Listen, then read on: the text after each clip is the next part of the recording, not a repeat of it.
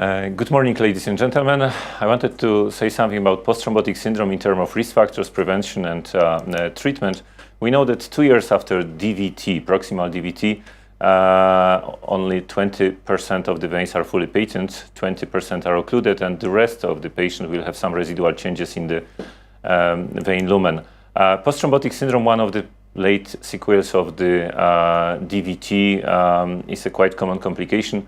Depends on the way of the assessment, from 10 to 70% of patients after DVT episodes, with 1 to 6% of the severe cases. Of course, two components are taken into consideration, taking into account the pathology.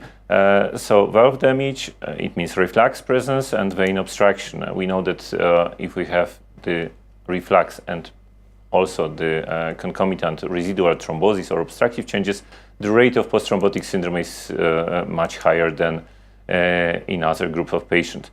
Speaking about the post-thrombotic syndrome occurrence risk factor, we should mention age and obesity. We know that older age means from 30% to threefold increase of post-thrombotic syndrome.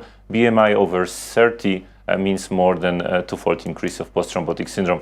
One of the important factors in terms of post-thrombotic syndrome occurrence is the presence of pre-existing varicose veins and chronic venous disease, which make the risk of the post-thrombotic syndrome up to twofold risk higher.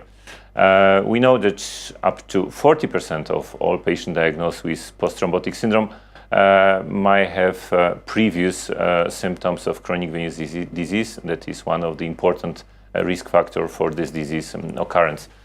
Speaking about symptomatic and asymptomatic DVT events, we should mention that both of them, also asymptomatic cases, can result with post-thrombotic syndrome occurrence.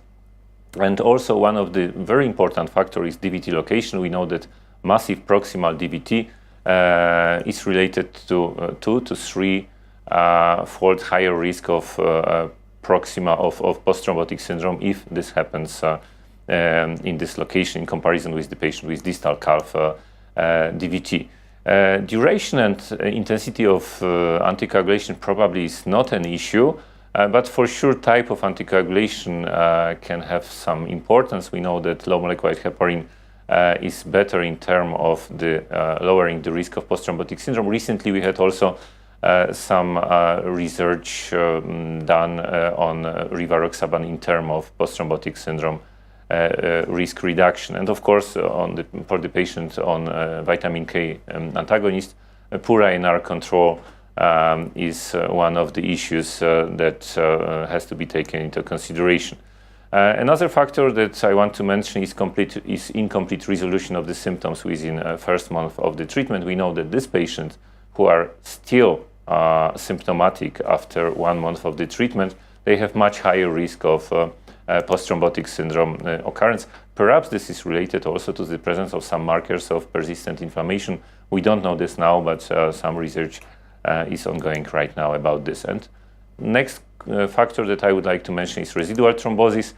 We know that residual thrombosis presence is up to twofold increase of post-thrombotic syndrome presence. We know this also from thrombolytic treatment studies, that if we not dissolve the thrombus completely, the risk of post-thrombotic syndrome is much higher. And then we come to the concept of the treatment and also prevention, DVT treatment and post-thrombotic syndrome prevention, so-called open vein concept. Should we remove completely the thrombus very early in the DVT course by surgical thrombectomy or local thrombolysis? Local thrombolysis is now perhaps the preferred method, as venous thrombectomy is not done so often. And we have been waiting for ATTRACT trial results, and unfortunately also this was trial comparing the thrombolysis with anticoagulation in patient with proximal DVT with endpoint, which was the occurrence of post-thrombotic syndrome 24 months after DVT event.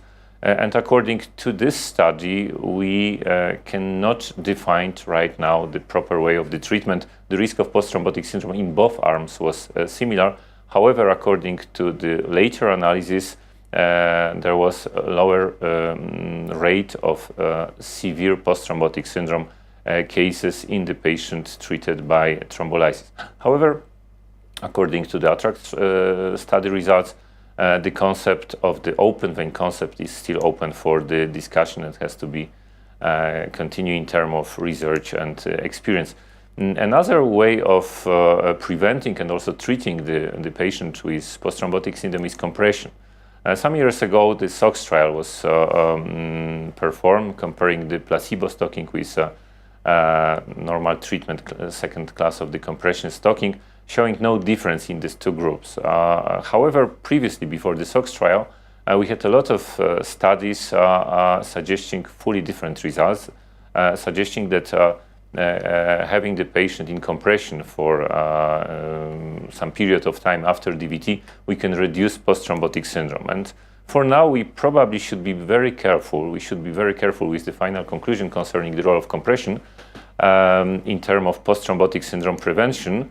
From the Cochrane analysis published in 2017, we know that patients with DVT who wear elastic compression stocking are less likely to develop post-thrombotic syndrome, but probably this has nothing to do with the reduced incidence of severe post-thrombotic syndrome. So further studies are needed. Most of us still use the compression in patients with DVT in terms of the symptoms diminishing, I mean the swelling, the pain, and the patient complaints. However, in terms of post-thrombotic syndrome prevention, we need the long-term use of the compression, and there are some doubts should we do this or not.